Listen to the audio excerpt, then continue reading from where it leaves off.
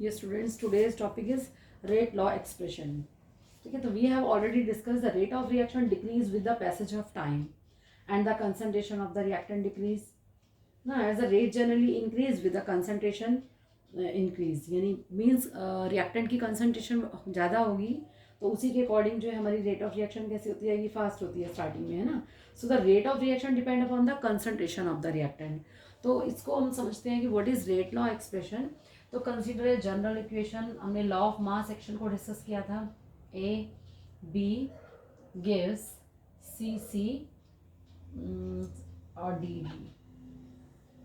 Clear. तो A B C D are the stoichiometric coefficient of reactant and product. तो rate expression क्या हो जाएगा इसका? The rate expression for this reaction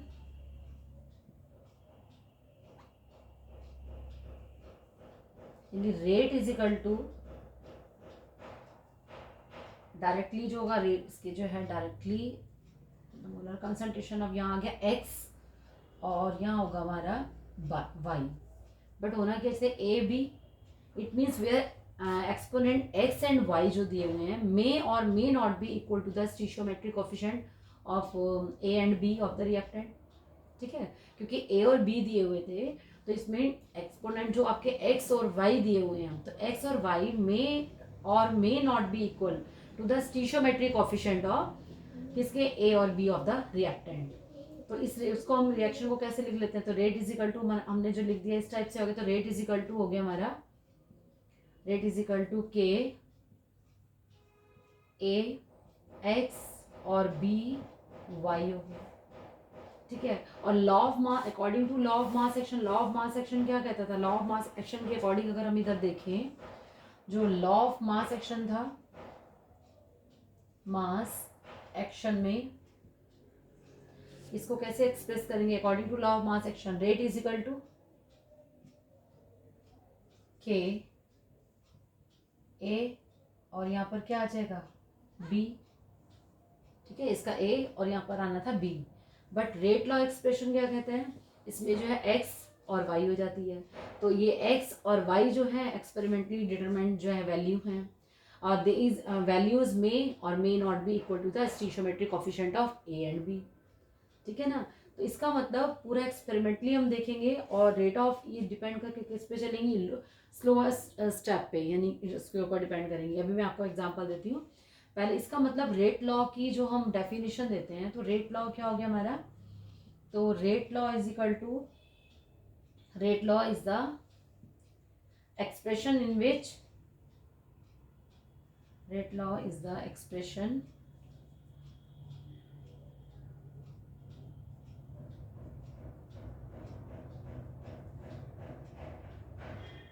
in which reaction rate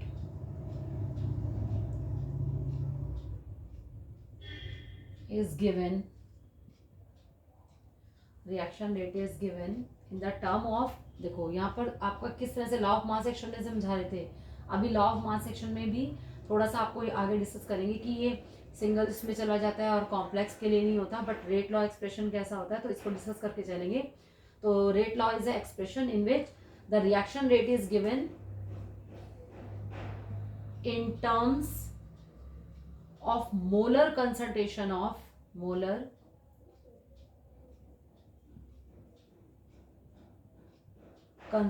of reactant, molar concentration of reactant with each term raised to some power which may or may not be same as stoichiometric coefficient. stoichiometric coefficient of the reacting species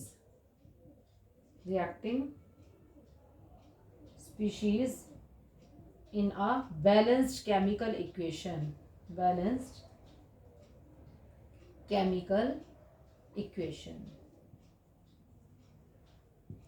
ठीक है, तो अभी मैं आपको इसका example देके बताती हूँ. For example we take NO2.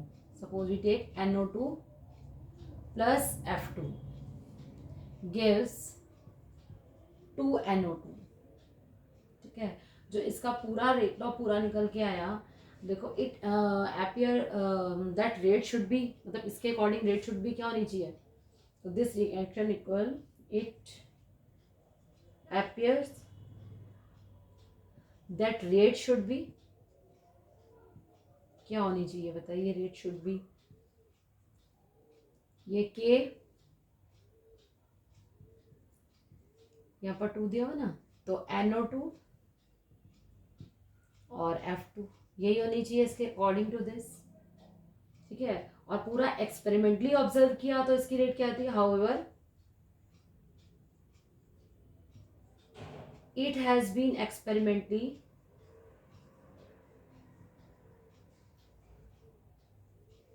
observed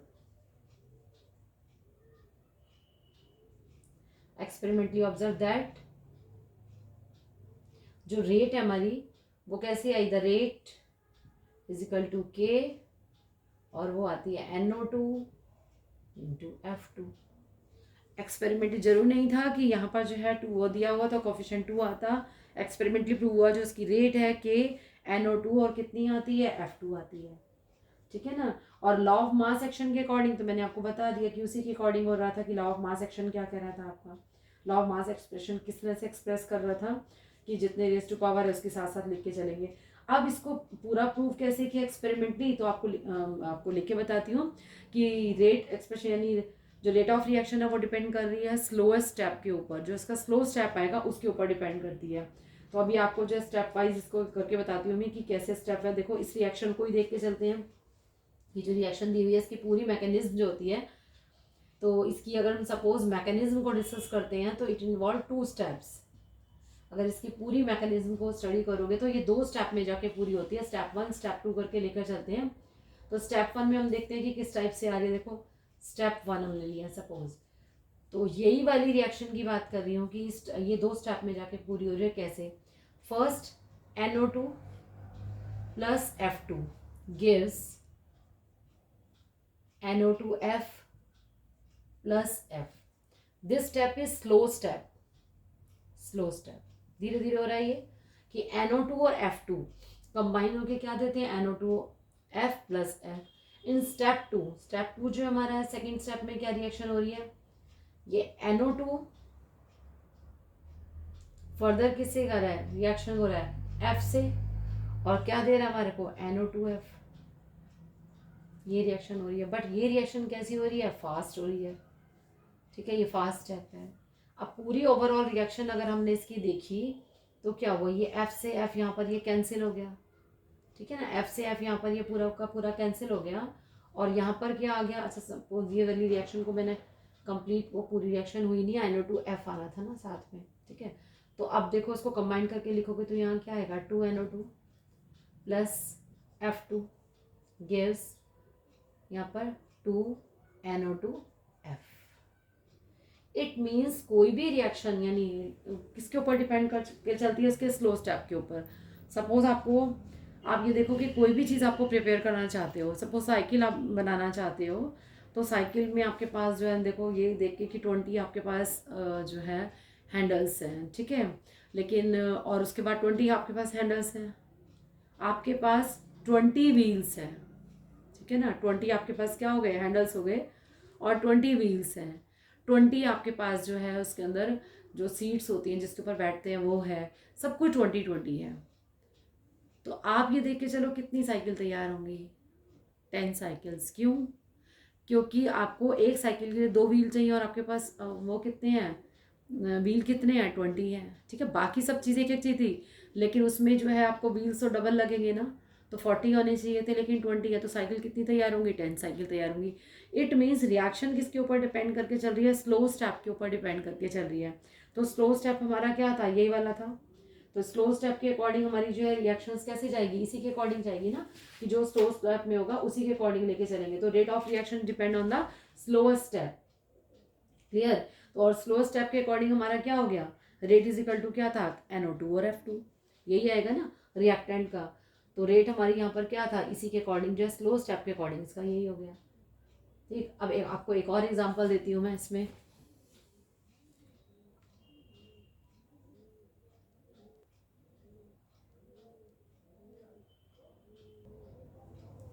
अब देखो सेकंड में हमारा आ गया NO2 plus CO gives NO plus CO2। Clear. तो अब आप इसको रिएक्शन को कंप्लीट देखो कि किस टाइप से है। अब इसमें NO2 दिया हुआ है आपको प्लस CO दिया हुआ है। अब इसका स्टेप 1 जो होता है रिएक्शन का, ये एक्सपेरिमेंटली प्रूव हुआ है पूरा का पूरा। तो वो होता है हमारा NO2 प्लस NO2 आपस में कंबाइन होके हमें क्या देते हैं, NO प्लस NO3 देते हैं। ठीक है। In step 2 NO3 reacts with CO gives CO2 plus NO2। This step is slow step और ये स्टेप कैसा है, फास्ट स्टेप। तो ओवरऑल नेट रिएक्शन पूरी हमारी क्या हो जाएगी, NO2 से NO2 कैंसिल हो गया हमारा। ठीक है ना, NO2 से NO2 पूरा कैंसिल हो गया देखो। और ये NO3 से ये NO3 भी कैंसिल हो गया। तो रिएक्शन क्या हो गई हमारी, NO2 plus CO gives NO gives CO NO plus CO2। ये पूरी नेट रिएक्शन आ गई। तो इसकी रेट क्या हो गई, rate is equal to K NO2 into अच्छा NO2। ठीक है, स्लो स्टेप तो हमारा यही था ना, NO2 प्लस NO2। ये तो प्रोडक्ट है तो रिएक्टेंट को ही लेके चलते हैं ना, रिएक्टिंग स्पीशीज को। तो NO2 और NO2 ये था हमारा। इट मीन्स क्या आ गया, ये K NO2, ये हमारी आ गया इसमें रेट आ गई। जबकि एक्चुअल में देख के क्या लग रहा था, NO2 प्लस CO था। तो एक्सपेरिमेंटली प्रूव हुआ जो हमारा स्लो स्टेप होगा उसी को ही रेट के अकॉर्डिंग लिखा जाएगा। तो rate is equal to K क्या हो गया, NO2 स्क्वायर यहाँ पर आ गया। ठीक है, अब डिस्कस करके चलेंगे। अब इसके अकॉर्डिंग हमें देख के क्या लग रहा है, इसकी पावर 2 यानी ऑर्डर ऑफ रिएक्शन डिस्कस करने जा रहे हैं। तो आपको ये समझ में आया इसमें कि जितनी जो है उसका कोफिशिएंट दिया होता है, जरूरी नहीं है कि वो जितना आपको एक्सप्रेस किया गया है रिएक्शन में उसके अकॉर्डिंग ही हो।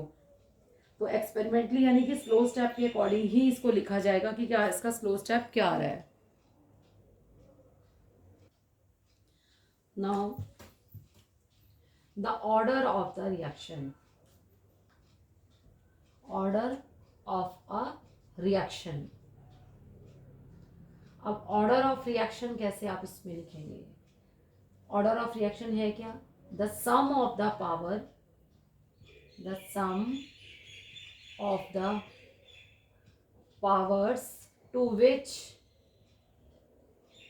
the concentration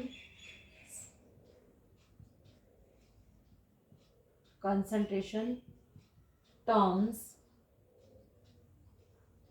are raised in the rate law expression, in the rate law equation to express the observed value, the observed rate कर लो of the reaction. What is order of reaction? The sum of the power to which the concentration terms are raised in the rate law equation to express the observed rate of the reaction. तो आपको देख के ही इसमें observe होगा। यहाँ पर देखो K is equal to NO2 ये दिया हुआ है, तो इसको देख के क्या मालूम पड़ रहा है, ऑर्डर ऑफ रिएक्शन आपको मालूम पड़ेगा कि ऑर्डर ऑफ रिएक्शन क्या है। तो अब इसके एग्जांपल्स हम लेके चलेंगे। तो ऑर्डर ऑफ रिएक्शन के अकॉर्डिंग सपोज एग्जांपल मैंने दिया, suppose rate is equal to यहाँ गिवन ही है के NO2 कितना दिया हुआ है, तो it means order of reaction क्या हो गया 2। और आपको एग्जांपल दिया, suppose rate is equal to K NO2 या N2O, तो यहाँ पर क्या हो गया, ऑर्डर ऑफ रिएक्शन कितना हो गया 1, ठीक है ना। तो यहाँ पर order of reaction 2, order of reaction 1। अब और आपको एग्जांपल दिया है इसमें, सपोज आप ले लेते हो और इसका एग्जांपल लेते हैं हम, rate is equal to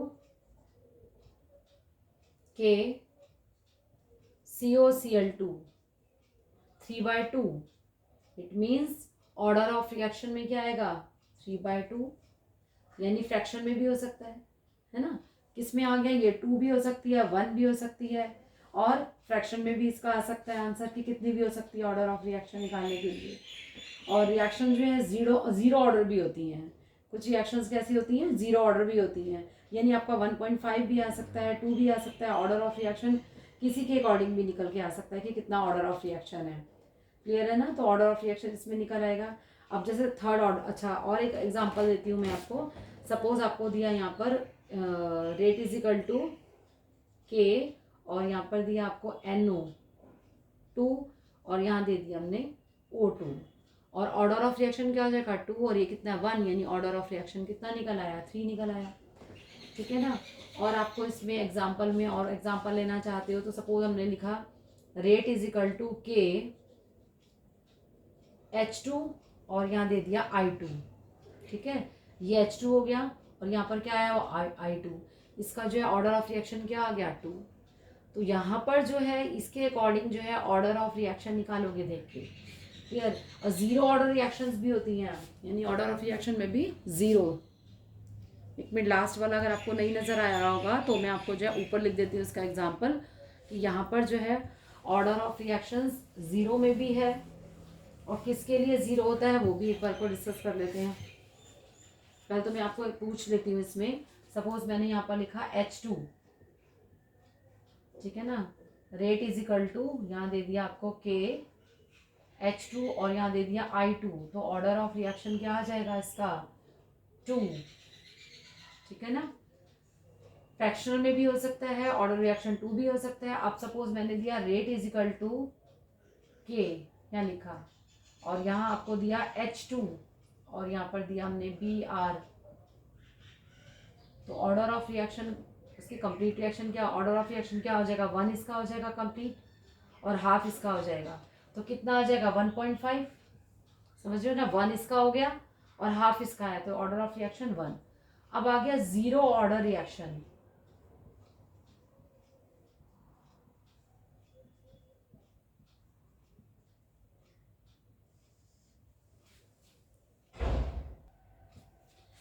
yes.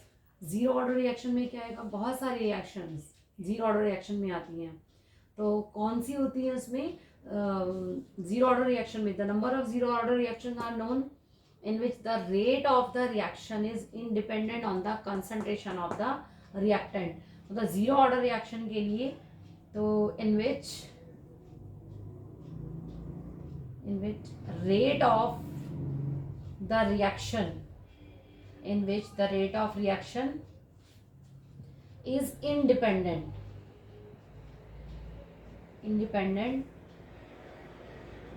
of the concentration of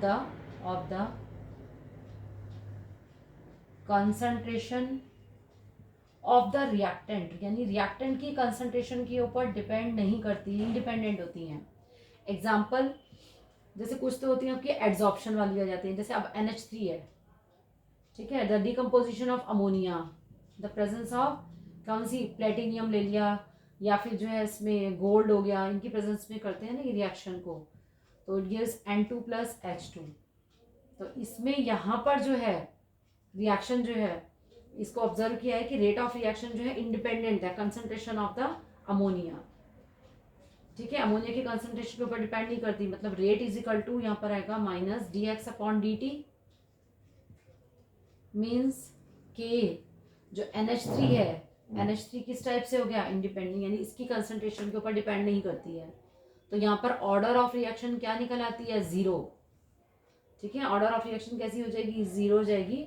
तो ऐसी वाली रिएक्शन को हम कहते हैं जीरो ऑर्डर रिएक्शन, जिसमें नहीं होती।